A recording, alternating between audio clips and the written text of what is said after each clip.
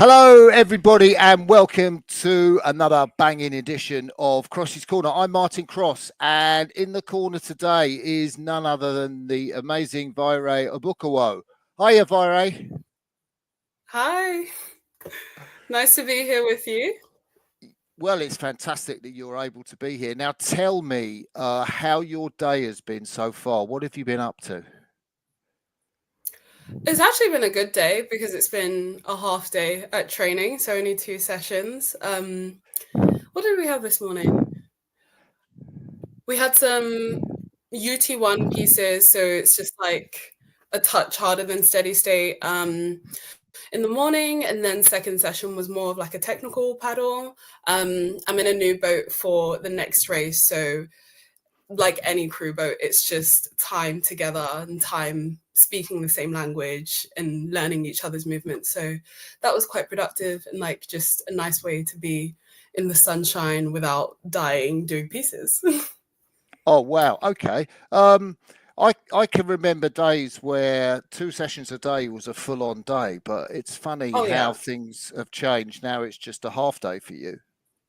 Yeah. It definitely is humbling to remember where I came from, where I would call like 40 minutes on the treadmill a whole session, but now that would be like a warm up or a cool down. So we've come a long way. Yeah. Now, you are racing on the Rotsey in Lucerne with a new partner, as you said, Cam Nyland. What's the thinking behind Mhm. that, Vwaire? I think this season has been filled with lots of like things that can't be planned for, if that makes sense. Unfortunately, there's been injury, illness, all of it. And I think that's just elite sport for the most part. Speaking to lots of mentors that have been there and done it, the shtick is basically that there will only be certainty like a few weeks before the Olympics. So yeah, I think as a squad, we're doing really well, making sure that everyone's staying healthy and putting their health first over, just being able to get a race in, because ultimately the bigger picture and the big goal is 2028 LA.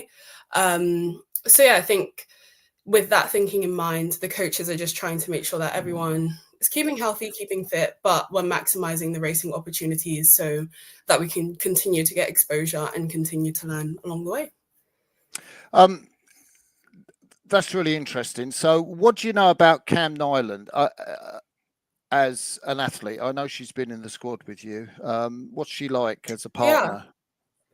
she's great. I call her the silk spinner because Oh, she has such a nice like flow and rhythm, and it's just like so relaxed. Like she's just so like no frills, no drama, just real simple rowing. And I feel like that is something that I definitely lack. I love to try hard and I love to make it known that I'm trying the hardest. So it's nice to sit behind someone that can be like setting the chill vibes and setting a really good rhythm for me to just get stuck into. And yeah, she's a great trainer. She's a great athlete. She's a great person to hang around. So yeah, really excited to race with her. And yeah, we've known of each other. I think the rowing world is so small, so it's not like she's a stranger or anything. So yeah, it's just the first time we're actually racing together.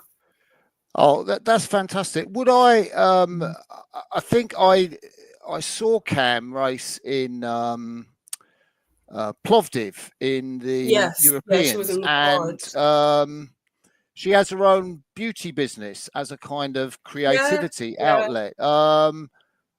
So does she try and flog you stuff?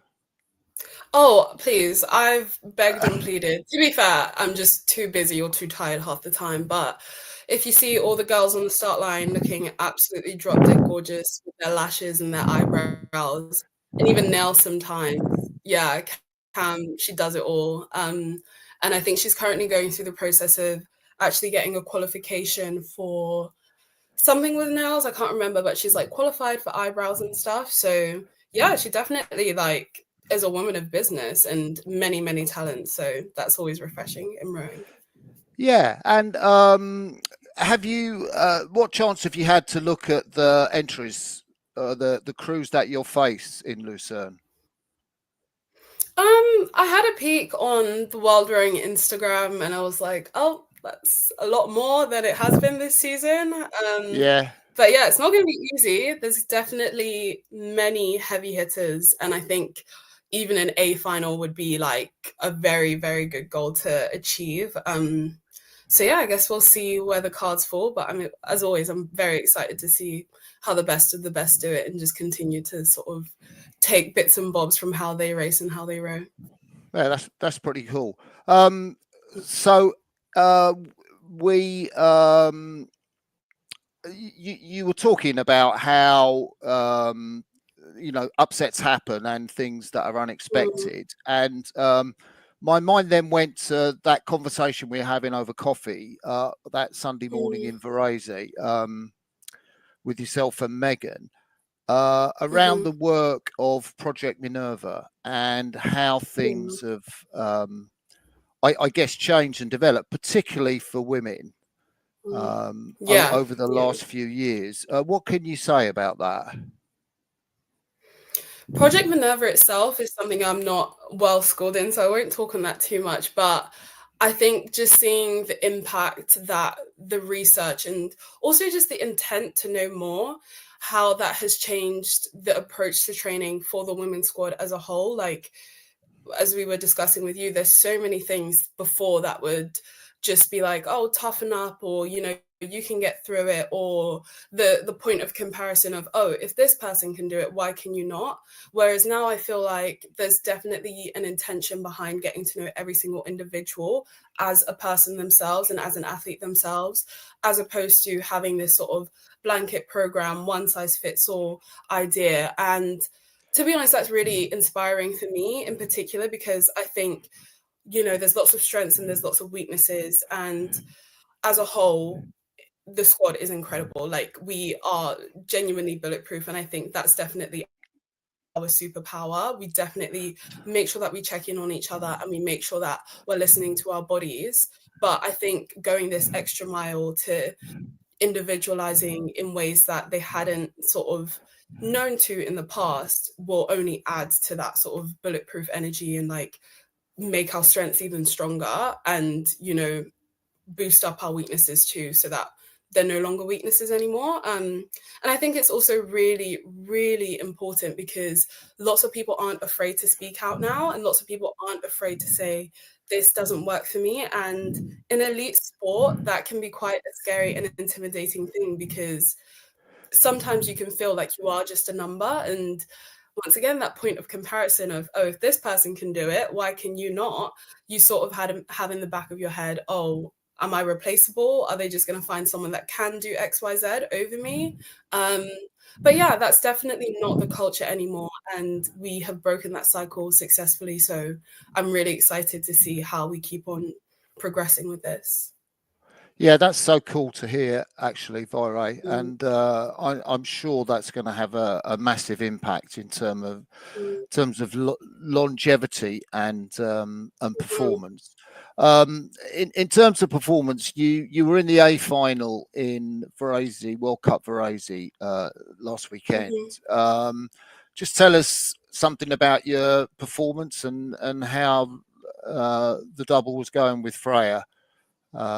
Yeah, I think it's definitely been an exciting project. I've been in quite a few doubles over the past few years. I feel like my career almost started with the double, so it's nice to keep on learning and have it still feeling very fresh, even though it's something that I've done for a while now. I think Freya is also an incredible athlete. Honestly, like, her tenacity and her fight is like no other. Like, I know that whenever I have her in a boat with me, she's giving 110%. So that is really reassuring. And I was in a different seat this time, so I'm definitely more comfortable at bow, and I'm back in bow now with Cam.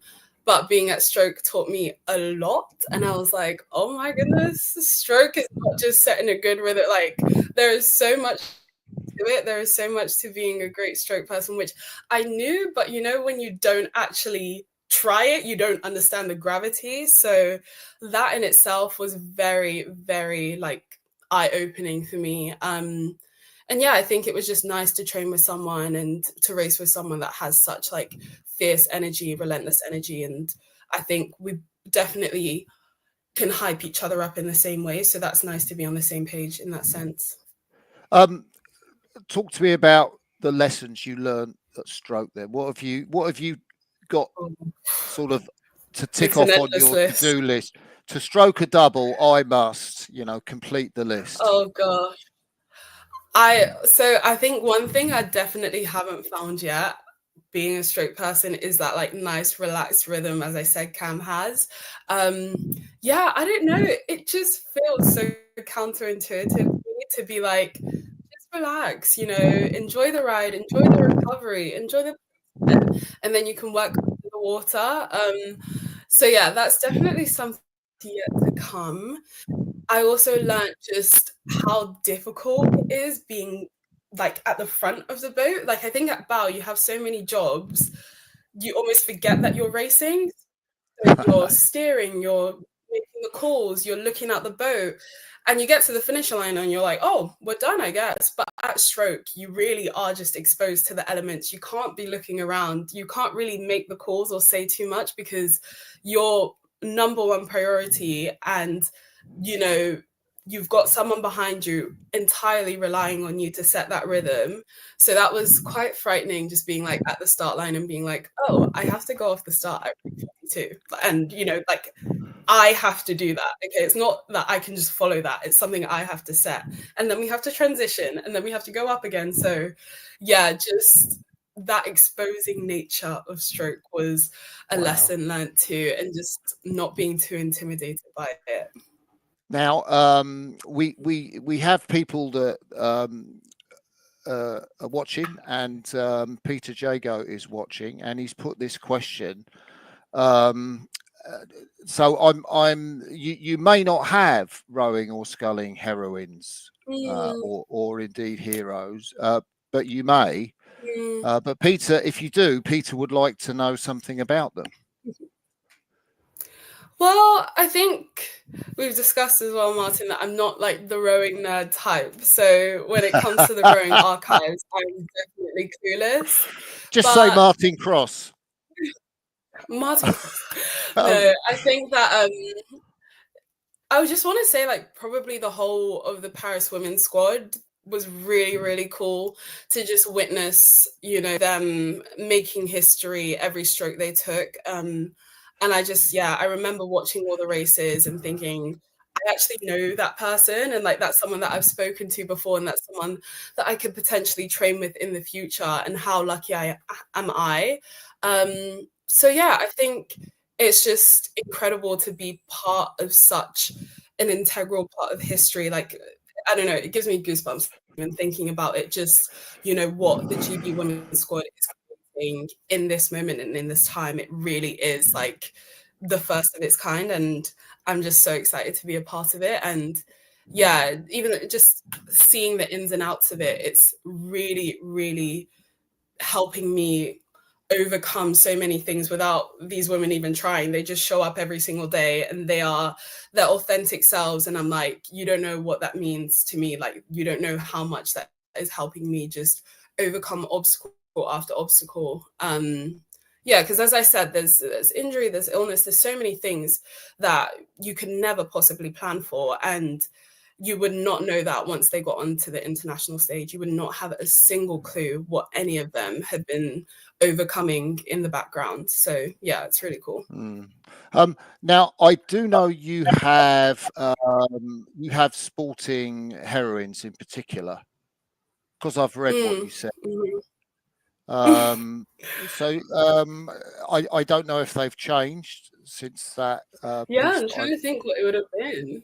Could you jog my memory? Who did I say? Well, Serena Williams, probably. Serena Williams was one of them, and was it Dina Asher-Smith? Yeah. So I do you want to talk she's about? Up there. Is there anyone else to add to them? And do you want to talk about why those women are sporting heroines or role models, whatever you want to say? Yeah, I think it's obvious, like being a Black female athlete, especially in rowing, the representation is not as, populated as other sports like tennis or track and field. So I think that's where I tend to just cast my ideas and cast my inspirations, just in the way they sort of carry themselves. Because, you know, one thing that I'm very, very like aware of and sort of sensitive to is that everyone does have their own stories and everyone does have their own obstacles to overcome. But for me, it's something that I wear. You know, it's like if someone was dyslexic or from a low income, it's something that you could sort of gloss over or you may not know at first sight. But with mine, it's like I literally wear it on my skin.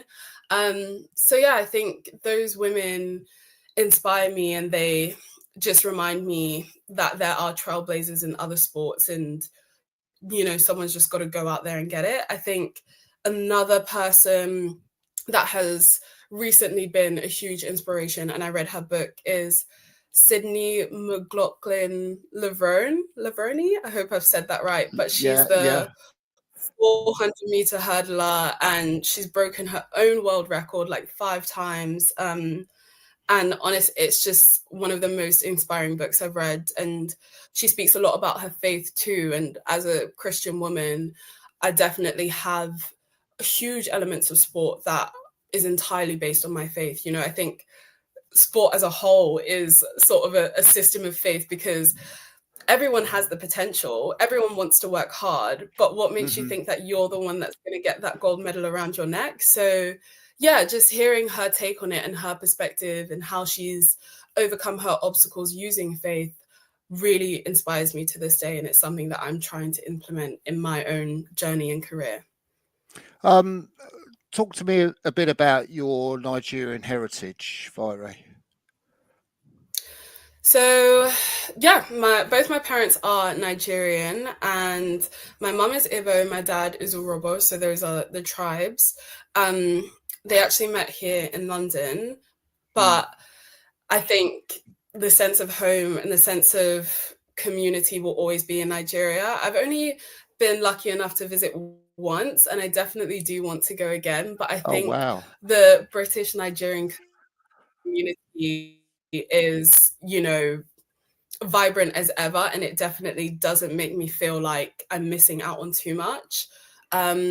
But yeah, I have a huge family, and like community is really our foundation. Like there's just no sort of privacy, or that sounds negative, but you know, everyone just loves to know what's going on, and everyone is fighting in your corner, and everyone is genuinely like interested and wants to help, or just wants to know and wants to be present in your journey, whatever way that looks like. So yeah, I think I'm very lucky to have that, because it's something that is quite unique in this environment of elite sport. You know, community is not something that is necessarily championed, because you train with who you're competing with every single day. So yeah, it's nice to go home and have such an effortless community and unconditional love, and yeah, all the food in the world. I love it so much. Yeah. Was there any sporting heritage in your family or with your mum or dad? And if there was, how did that influence you? Or if not, then how did your rowing happen? My dad was always quite sporty. He did like basketball, swimming, diving. I think he still swims today, actually. And what else did he do? Like some ball sports, but it wasn't really something that was like super encouraged throughout my childhood. I don't know. I think growing up in London, your parents just want you in the house rather than out roaming the streets, which is fair enough. It kept us safe. So yeah, I was quite the couch potato, to say the least, and didn't really have much knowledge on nutrition or just understanding of, you know, being fit and healthy. So that actually led me to being quite obese as a child and really overweight. So it was just a very uncomfortable time. Like I feel like your teenage years are already uncomfortable, and then you add obesity to it, and you just you have no clue what you are, who you are, and your identity just gets lost, and you know, you're just labeled the fat kid. So yeah, I think I was sort of just sick and tired of not being in control of my narrative and not being in control of my body as well, and just feeling like time was passing me by and, you know, I wasn't really doing much to change it. So I ended up going to the gym. I went vegan. I'm not vegan anymore, but that taught me a lot Oh, about nutrition. And yeah, I stumbled how into old were rowing at you? sixth form. How old were you when you went to the gym, and how come you made that decision? Sorry to interrupt. No, it's fine. How old was I? Oh, I'm trying to think years now. I was like year 8, so maybe that's like 12, 13. That I was like, okay, maybe I'll start going to the gym, or maybe a bit older actually. I want to say, yeah, 14. And yeah, I just decided that I wanted to be more active, and the research that I had done online was like, oh yeah, go to the gym and run on a treadmill, and it was all, you know, sort of one size fits all. So I just followed the herd really. But what was the Mhm. second part again? Sorry.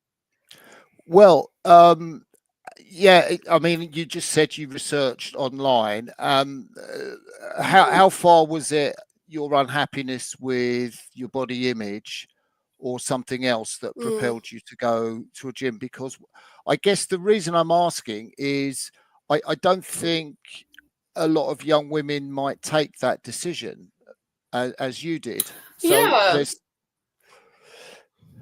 yeah. I think my parents definitely tried everything to get me in shape, and bless them, like them being immigrant parents, they were like, oh, you're healthy, you're alive, you know, like there's only so much that they could have done. And they did do everything. They tried to encourage healthy eating throughout the family and stuff, but nothing really stuck. And I was constantly going to the GP, and like I think this is sort of the story of every overweight person. They just tell you, oh, you have this problem because you're overweight. Like they don't take any.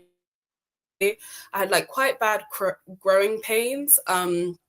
And they were like, oh, it's because you're overweight. And they suggested like a summer camp to lose the weight. And I was like, oh God, like, no. Okay. So that was, I think, the sort of light bulb moment where I was like, I think I just have to do this myself so that I can actually have a better life and be more comfortable in my body and not be in pain. And yeah, I think because my personality is quite active and like I'm quite a chatty person and like a busybody, it just didn't, my body just didn't suit that lifestyle. And not necessarily the way my body looked, but just the way it felt. um, So when did things start to change, or how quickly did things start to change for you? Quite quickly, I think when you've never been active, it doesn't take too long for you to sort of drop the weight. And I was really enjoying the gym as well. I loved seeing the progress of being able to run like 1 kilometer and then the next week try and do 2 kilometers. And it felt like this just instant gratification of, you know, Mhm. hard work in and then seeing the result. So yeah, I think that definitely is something that has stuck now, like putting the hard work in and then seeing the result is very satisfying. Yeah, and I realized that clothes started to fit me differently. I felt like I had way more energy and I just felt in control. Like, I think that was the biggest thing. I felt like I finally understood what my body needed and I could provide that. Mm. Yeah, that's a very inspiring story. Talking about inspiration, we got another question, which I was kind of going to talk to you about, but Ian Gregg, hi Ian, thanks for watching. Mm. Wants to know how your work with the Dame Kelly Holmes Trust has either inspired you or influenced you, and you perhaps you can say to people watching who won't know who Dame Kelly Holmes is or what the Mm. trust does. You might explain that, Vwaire.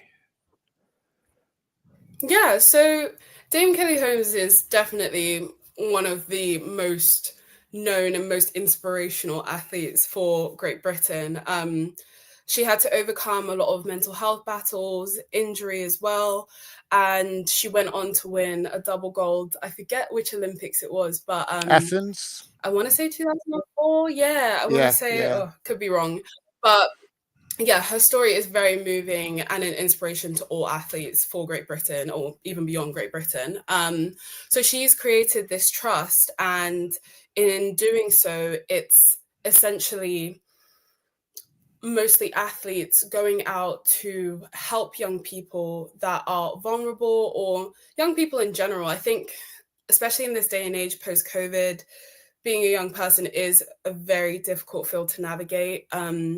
So yeah, I think her idea with this trust is essentially that being an athlete taught her so many skills, and it taught her so many things that would have been so beneficial to her going through what she had gone through. And I think any athlete can attest to that. You learn things along the way, and you just want to be able to give that back to someone that doesn't have that experience yet. So what I do for the most part is athlete mentoring, and that involves me going down to schools and working with a small group of young people, and we sort of just understand the emotions that we're feeling, what well-being is, and how we can improve our well-being, and just try and encompass all these life skills in this nice package, in this nice program, to be able to deliver to the young people and help them develop those skills for themselves as well. So we'll have projects, and they have to end up presenting to a panel of judges and stuff. And, it's so inspiring to see young people coming out of their shell and realizing the potential that they have, and realizing that it's all within them. There's no hairstyle or no, cool clothes that can bring that out of you. Confidence comes from within, and ultimately just giving them the sort of nod of approval of like, yes, you can, and I think definitely when I was younger, I struggled a lot with self-confidence, and that's one of the main reasons that I wanted to get into this line of work, because if I had just had one person that was there to tell me, yes, I can, and to tell me that I have the ability to, it's within me, it just makes me think how much earlier I would have started this journey. So yeah, I think it inspires me every single day, because being able to facilitate a safe environment for vulnerable young people to open up and to shed and break the cycle of whatever traumatic thing they're going through, along with instilling them with such important life skills, such as self-confidence and being able to vocalize for yourself and being able to communicate, is so inspiring to see the final product. And I think a side of it that I didn't anticipate being inspirational is actually hearing their stories. I think the older you get, the more you forget.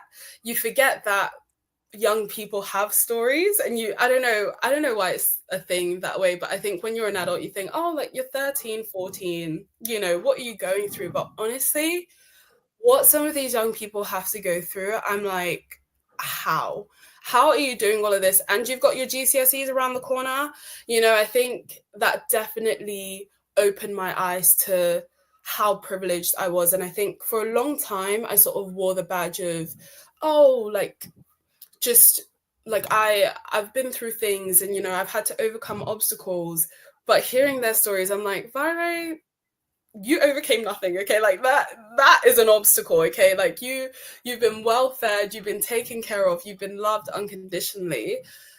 So hearing stories where either of those things are missing, it's like, wow, like how can you actually even bring yourself to show up at school today? So it definitely anchors me and keeps me grounded, and gives me so much perspective on what life truly is and the important things in life. So yeah, the young people themselves are very inspirational. Thank you for that. I think we left you running from 1 to 2 kilometers or increasing on the treadmill, and then I think you mentioned earlier at sixth form, so I'm guessing 16 or maybe 17. There was a move, I think, towards the rowing machine. Is that correct? Yeah. So when I finally started sixth form and I was really happy with my body, really confident, still going to the gym, I kind of realized that I had just let so many years pass me by and I had nothing to write on my personal statement for university. And for those of you that don't know what that is, it's basically like you pitching to a university, pick me because I do XYZ and I'm really smart. And I had nothing to say. I literally was like, I've done nothing but be a couch potato for like 14 years. So what the heck am I going to do now? And I joined hockey, I joined athletics, I joined netball, I joined rowing, I joined everything. I was like just working overtime. And yeah, I thought, because I had been going to the gym, I'm tall, everyone's like, oh yeah, you'll be great at sports. I was terrible. Like, I was absolutely, like, shockingly, horrifically terrible at every single sport except from rowing. So that's how it Oh, stuck. I think it's, quite a funny story. how could that be? I have no hand-eye coordination. All right, I'm actually banned from ball sports, and yeah, I definitely do not have the fast twitch muscles for athletics. So yeah, I guess a sitting down sport is for me. That was the only thing that I could manage to not absolutely fail at. So how long were you on the erg for before somebody said you need to try out a boat? It actually did take a while. So we ended up going to this. It's called NJERC. What does that stand for? National Junior Indoor Rowing Competition. Mm-hmm. And I did quite bad, but there was at the time it was called World Class Start, but now it's called Performance Development Academies. And they were there like with one of their stands just looking for tall people. And my PE rowing coach from sixth form was like, oh, Vwaire is tall, and went and signed me up. And yeah, I ended up doing testing to join the program with Helen Brown. And yeah, things just sort of took their time to pick up. But I think I ended up getting into a boat around, I want to say May. And I had started rowing in about November. But yeah, before that, I had gone down and got into like a quad with some of the boys in the rowing squad, but they carried me. They actually carried me. I did nothing. I was too busy screaming about how are we even rowing? Like, I'm gonna fall out the boat. So yeah, I wouldn't say I rowed then. So could you coordinate in a single, given that you just said you didn't have any hand-eye coordination? No. No, I Oh, still can't. so I still can barely. Yeah. Yeah. But I think this is the thing. As I said, I just love to work hard. And I genuinely feel like that's the reason I've got here, like to this point. It's not pretty, I'll tell you that now. And it's definitely got some work to be done. But me in a single, oh gosh, it really, yeah. We're still working on it. It's a work in progress. And I think actually being in an environment with people that can teach me and with people that actually know what they're doing as well, I can see it firsthand exactly how I'm meant to row. So that has definitely been a massive help and a massive step in the right direction, as opposed to me just muscling every single stroke. yeah, yeah, yeah. That's really interesting. So just looking at the sport, I think I would think of people that I've talked to on Cross's Corner, and there's been like 150. I think probably you might be the second or third person of colour that I've spoken to. Oh wow. Lali Yousafzai, Mm-hmm. from the Netherlands, who's just retired. Actually, she got the silver medal Yeah. in the Olympics in the quad, and I'm conscious also, when you look at the people of colour and how they get into the sport, take for example Simon Nunian, who I think came from Brixton, and he got a scholarship to Eton. In fact, Eton have had two people of colour, and they've both gone through to American universities, and American universities use them as their like publicity shots in the 8 and so on. So I'm thinking, why, you know, as you said, like rowing's predominantly a white sport, and why aren't more people of colour involved in the sport? Is there any way that you've got a sense of reasons for that?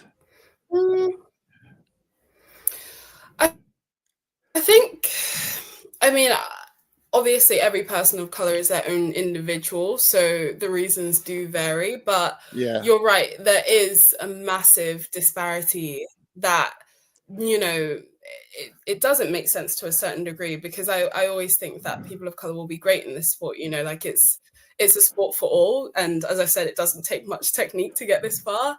But I think for myself, it's probably just the lack of representation, and it does feel like a chicken and an egg situation, where it's like, okay, if there's no representation, then no one's going to join, but if no one joins, then there's going to be no representation.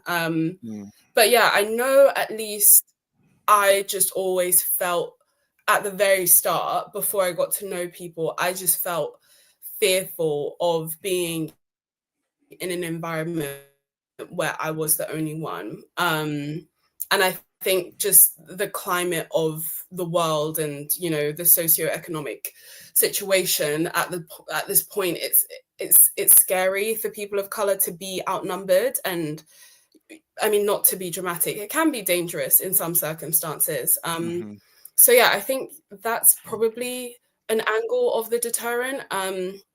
Yeah, it's just very difficult to envision what life could look like for you when you've not seen one that even has the same color as you in that sport, you know?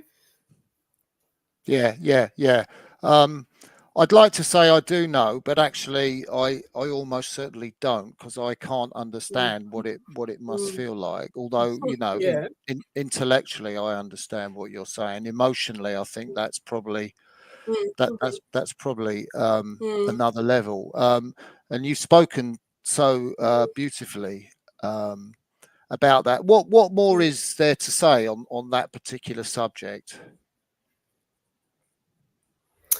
I think that, you know, there is work to be done, and the longer that I've actually been in the sport, it feels so weird to say, but the less I actually feel outnumbered. Because I mean, it's obvious, you know, like I'm one of the only Black people in all those pictures and stuff like that, but it genuinely is such a community of embrace. And like, it's like, rowing is such a weird sport. Okay, like we're going backwards in a boat with sticks and pushing as hard as we can, you know, like it's not what most normal people would do for fun. So I think that sense of community and that sense of embrace is like so welcoming, and I wish that people would see that more, as opposed to just, you know, one picture, one photo, and, you know, naturally make their assumptions and naturally feel like maybe this is not an environment that is inclusive. But when I tell you, it is probably one of the most inclusive, because of how weird the sport is. That is no lie. Like, I definitely am so blessed and really grateful that I have continued on this journey, because the more I keep on going, the more I forget that I'm the only one, and the more I just feel like I'm part of this community and part of this sport. So yeah. Yeah. We talked a little bit about ergo racing, and I know when you were a junior, you had some age group records. How's your 2K now, and where does it sit amongst your peers? I think it's definitely evolving. I managed to get a PB this season after probably 3 seasons of no PBs. So yeah, everyone would know what that feels like when you've had a dry spell for, you know, years. And especially because we don't get to do a 2K often, we only do it for trials. So whether you're fit on that day or not, they don't care. You got to do it then. So yeah, I think I'm definitely able to show my power, and the 2K, the erg will always be like one of my first loves and one of my strengths. So yeah, it's nice to be able to keep that stepping on and seeing the whole squad step on as well. Like, it's a very rigorous program. So you would hope you would get a PB, but it's always rewarding when you actually get a PB. Can you tell us sort of what kind of figure you think you'd be aiming for? You know, Vwaire in 2028, full on. Like, what sort of 2K figure would you be aiming for? Oh, I dream of being the 2K world record holder. I do. That is definitely not a secret. What is it? 20 something? In the low 20s. Yeah, I think it's a 24 right now. Yeah, so yeah, I've done like some ego boosting pieces where it's like 500 meters as hard as you physically could possibly do, and you're like, yeah, I could definitely do that for 2K. But yeah, I think even after rowing, if I've not got it by the end of my career, I'm still going to be chasing that dream, to be honest. Cool. I feel like it's in me somewhere, but we just I have to see. What's the lowest split you've ever seen on a rowing machine? You know, when you're just playing around. Oh, we don't get to do too much sprint stuff, but I think I would love to say that I've seen sub 120, but maybe that is I believe too that. generous to myself. No, I believe that. I go one. I've done. Yeah. Let's go 119. So flatter myself. Yeah, how was the whole? I know you were at World Cup 3 last year in Poznan as part of the Project Los Angeles team, and this is your first, I think, proper season in the senior team. How has the transition been for you from under 23 to senior? It has been tough, I'll be honest. I think as an under 23, you sort of think, oh, all I have to do is train more, and then boom, it all comes to me. But no, it is not that simple. And maybe that was my mistake, having such a simplistic view and such a reductionist view of being an elite athlete. But yeah, I think it has come with its own trials and tribulations, and it definitely has taken me a while. And I feel like I am still figuring out this new program and just how to balance it right, especially for myself.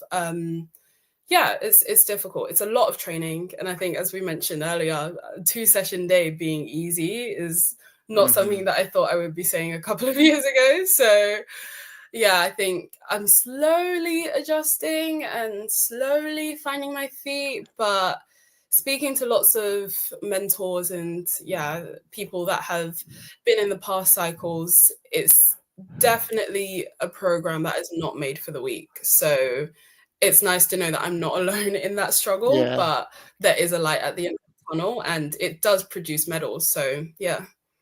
You've spoken of mentors a couple of times. What can you say about your mentors and access to them? I think, as I said, rowing is such an embracing community, and it actually isn't too hard to find someone that is willing to help. And I have been so fortunate and so blessed to be in spaces where there are people that have been before and that have done it before. And I mean, even when I say mentors, I'm speaking about just the people on the squad that were in Paris. So it's not like it's something profound or something that's so nuanced or difficult to sort out, but just having honest conversations with the people that have been before me and that have done it and have achieved the goals and dreams that I am setting out to achieve, it's a blessing for sure. Have any of your mentors got you to consider whether you'd think of a switch from sculling to sweep? Ian Greggs asked that question again. He says to capitalise on your Um, ergo power, but you're doing that anyway in the single, in the double, I guess. But yeah. Yeah, I mean, if I had a penny for every time someone told me to go to sweep, I would be rich. Really? I think, yeah, I think, I mean, you've seen me as well. I feel like my stature just suits, or at least appears to suit sweep more. And I had the best time doing Weehor with Molsey, where they just stuck me in the middle of an 8 and set me free. And I was like, oh, this is something crazy and new and fun. And yeah, great. I really, really enjoyed my time. So I definitely think it's something on the cards in the future, and I'm not going to limit myself. But there's something about sculling that is just such a hard nut to crack. Like, it's such a challenge. And I'm sure sweep is, like, I'm sure if I actually started to take sweep seriously, I would find all the nooks and crannies where there's the areas of opportunity to improve. But yeah, I think this the common knowledge of rowing is, you can't really be a jack of all trades, unfortunately. If you're going to do something, you've got to do it right. And it takes so much time and it takes so much effort. So yeah, I think at least for now, I'm committed to sculling, and there's definitely scope for sweep in the future.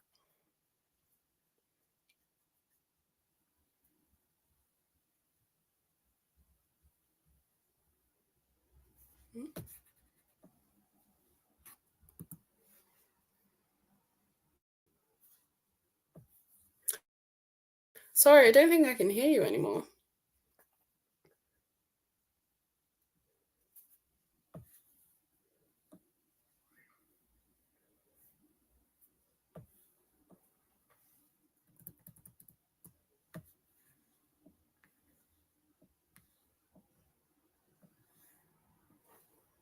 Hello? Can you hear me now? I can't hear you. Can you hear me now? Right. I can't hear Yeah. you. Sorry. Could you just leave the studio and Oh, come back in again? yeah. Yeah.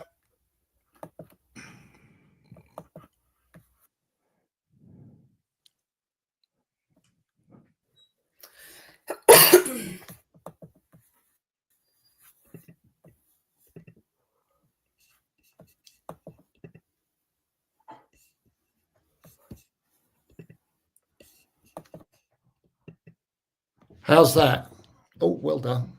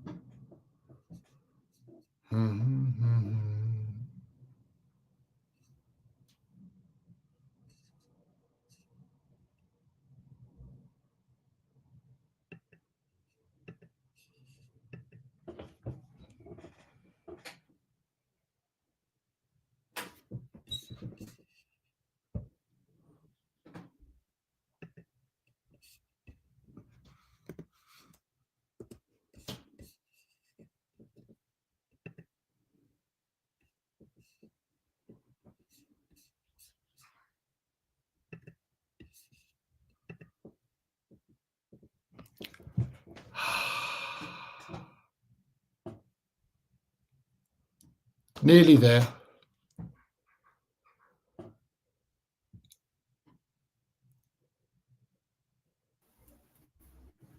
Ha. Hi. Hey, yeah, I can hear you now. I've just Sorry gone on. about that. No, it's my fault. I've gone on to computer sound. So that, yeah, I don't know what happened there, but yeah.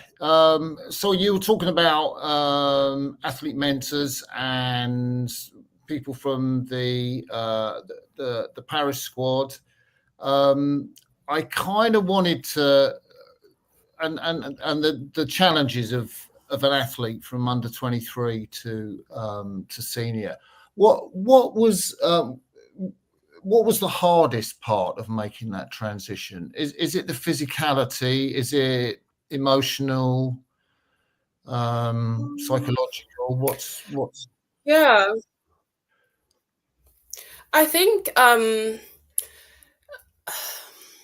would definitely say probably the mental health, because I think physically I've always been able to manage a program and, you know, be able to get through things and not quit, be robust enough, and yeah, just crack on. Like I just love training day in, day out. But mentally, I definitely wasn't prepared for how far you have to push yourself. And I think now I can look back on it and just, you know, kind of laugh at sort of the situations I would end up in terms of just getting to the end of the week and being so tired and like just thinking, oh my God, I have to do this all again next week, and like crying on water sessions, and yeah, just being so stressed out of my mind. And that's not to say that I don't get stressed anymore or anything. And as I said, I definitely am still trying to find my feet. But yeah, it was really, really difficult to just be able to get myself through those really hard weeks, because I had never experienced what it was like to push myself to that level. And I always thought that I was a hard worker, and I always thought, you know, I was up for the challenge, but it was a whole different ball game. And I was like, I do not know how people do this and stay sane. And yeah, just being too tired to even pick up the phone and call your friends or go back home and see your family. That, yeah, it took quite a mental toll, and it was very difficult to transition in that sense and be able to manage myself. And yeah, I'm still trying to figure it out. So if anyone has any answers, please let me know. But at least now I can do it a bit more lightheartedly.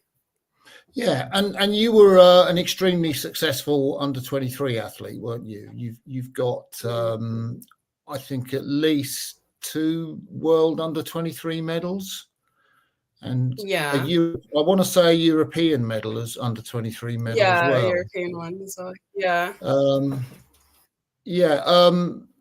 Talk to us about your under 23 career, because it's a pretty stellar one, isn't it? Yeah, in the moment, I definitely took it for granted, and I didn't realize that not everyone had it as simple as I did. I think the first year I trialed, I'm trying to remember what year that was. Yeah, it was just post-COVID year, so 2021. And I was finally sort of finding my feet in the single and gaining some speed and being able to beat people that I had never beat in the past. And yeah, I felt like I was on a real upward trajectory. But because of some mishap that had happened with, you know, how we had to sort of isolate even if you were in contact with a contact. So, Yeah. you know, very, very strict. So I thought I was set on going to the European Championships in 2021. And I had worked so hard to be invited to the trials. But because of that, they ended up having to divide the World Championship team, because a few people had been in contact with a contact. Yeah. And those people went to the European Championships, and I was gutted. I was like, this is the end of my career. Okay. Like failed, like, and I just remember thinking, like, please test me, like, please, like, I'm gonna beat all of them, you know, like, I've found so much speed now and I'm so much fitter and I understand rowing a bit more, you know. But now looking back, of course they had to give those people an opportunity to race at Europeans. Like, it was just a really messed up time. So yeah, being denied even a race would have been catastrophic. But in the moment I was thinking, no, please, like, I deserve it so much. So yeah, I think that was actually the first sort of obstacle where it was like my hard work wasn't enough because of the things that weren't in control. But I managed to talk myself off the ledge and calm down and crack on for the next season. And yeah, it went off to a good start. I think I continued on that trajectory of understanding what the hull needs a bit more, getting fitter, getting stronger. And I was going through all the trial process and stuff, but I really had no clue what they had in mind for me. I had never actually got to the point of like a crew formation or a crew testing. But I just remember one of like the head under 23 coaches being like, okay, you're going to be in a double with Catherine George, and yeah, let's see how that goes. And I was like, yeah, okay, cool. Like you sort of just say yes and yes and yes with no idea of where you're going to end up. And we did a few training pieces and some testing, and we ended up getting sent to Hollenbecker to race. And that was like my first ever GB vest, so that was very special to me. Wow. And we won both days. Like, I think we won in the under 23 category and the senior category. I think the depth of competition was a bit questionable, but nonetheless it was like a perfect ego boost. And I was like, oh yeah, like I can do this, I'm loving this. And went and we raced Henley Women's and we won that as well. And we raced Henley Royal, and I think we made it to either the semis or the final, I forget. And yeah, I was like, okay, like they've not put me with anyone else, and I don't know if they're going to send us. But yeah, we ended up getting selected as the double, and I think we had proved ourselves enough in those races that we didn't have to get pulled apart and chopped and changed for testing. And you know, our stature was most suited to each other. Like I feel like I'm like quite a tall, you know, individual and strong person, but yeah, Catherine is like even taller, and she makes me look small sometimes. But it worked perfectly. It honestly worked like a dream, and we had the best time. We got bronze, and like, yeah, it just sort of all fell into place, and I had no perception of, you know, like how else it could be. So yeah, for the second year of under 23s in 2023, I actually ended up having a hip impingement, and that injury was so painful. And it was like the first time I had to go through a whole rehabbing process. And yeah, I really just felt like I was learning on the job. And I was really stressed because I wasn't able to do April trials. I wasn't able to do bucks. I wasn't able to do any of the summer racing. So I was just thinking, crap, like how am I going to string this together? You know, especially because racing, you need to feel the heat of it. You can't just jump into a race and expect, you know, anything. So I think we actually didn't end up doing any races that year, bar Henley Women's and Henley Royal, and those went well as well. But there was still that sort of anxiety in the back of my head being like, I have not done enough this season, you know, like I've barely got myself back together in time, you know. So I was actually really, really, really nervous for that Worlds that year. And we ended up going in, we actually beat the previous world champions in the heat. So that was like a huge ego boost. I was like, whoa, where does this come from? Like, where did I find that speed? You know, after coming bronze and not even being in like touching distance of them. So that was really exciting and really fun. And, you know, it really gave me the confidence to dream. I don't know, I think that whole season I was like, don't even dare believe that you can get a medal this season. Like, how dare you think that you would be able to do that after the season you've had? But doing that race, I was like, oh, we might be actually on, like we might even be on for a gold, you know, like God knows what can happen. So we went into the final and raced our hearts out, and it ended up being a silver, but it was a really good fight, and probably the closest that we'd ever been to that crew, probably the closest I've been to that crew to date. So I think it was a silver, but it felt like gold, after the season I'd had, and after, not even daring to dream that I could be on the podium, let alone, doing better than the year I had done in the past. So that, it was a silver that definitely felt like gold. And Oh, that's amazing. And you've raced with Lauren Henry. Yeah, we did Europeans. We actually did Europeans the same season I got the bronze at Worlds, and that was so fun.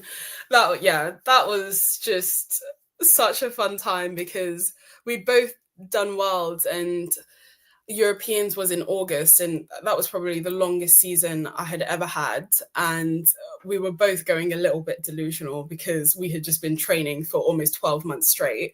So I think that our coach at the time, who was Shep, just really tried to make it as fun as possible, and just throwing everything, our way, and just making sure that we enjoyed every single moment and every single step in the process.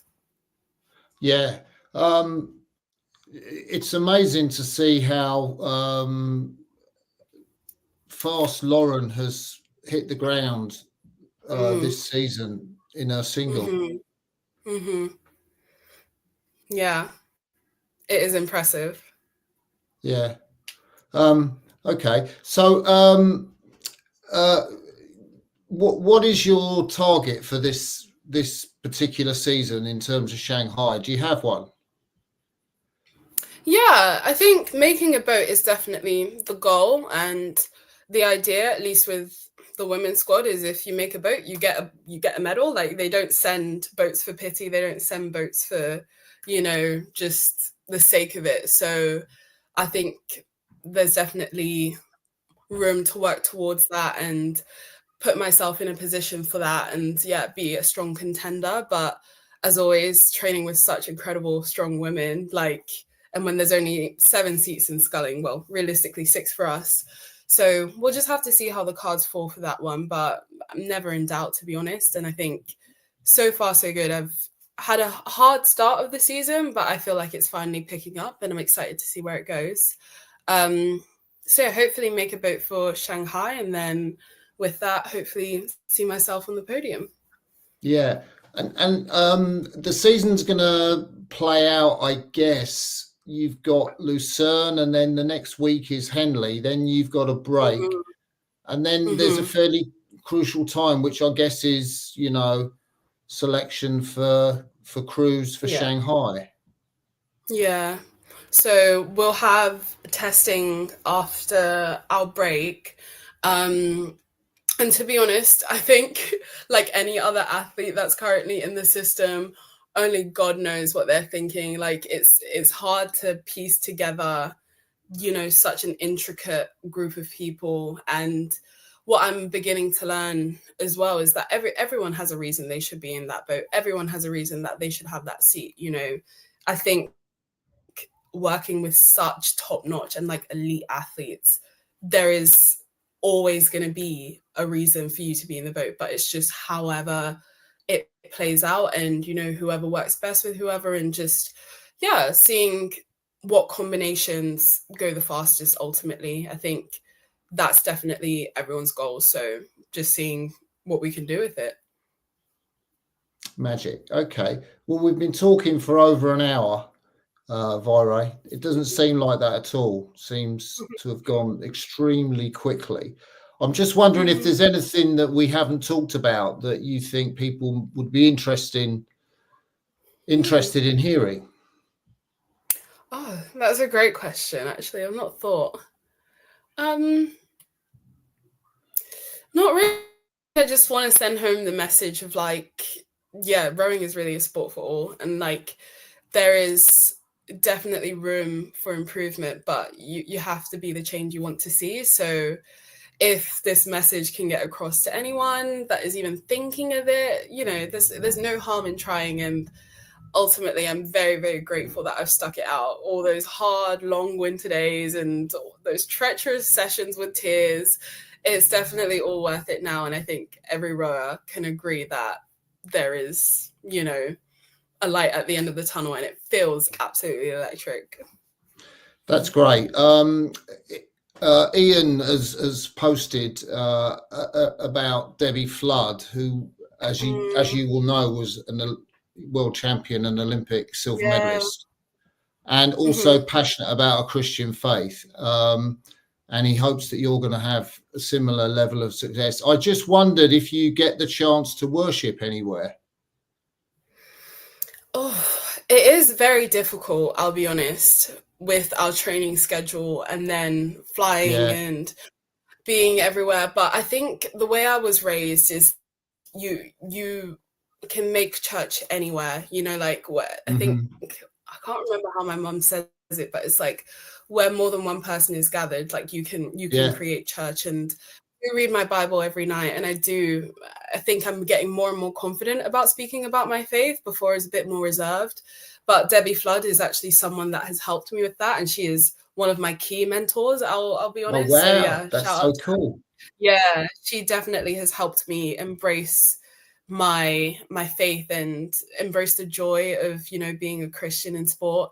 So yeah, in terms of a place to worship, that is TBC, and I'm definitely looking for churches nearby. But I think the way the rowing schedule goes, ultimately you just have to work with what you have. And I'm very blessed to have, you know, family and my partner who is Christian as well. So we definitely make church wherever we are. That's amazing. Okay, Vwaire, we'll end the live part of this interview now. You've been an amazing guest. It's been so wonderful to talk with you. Thank you so much. Thank you.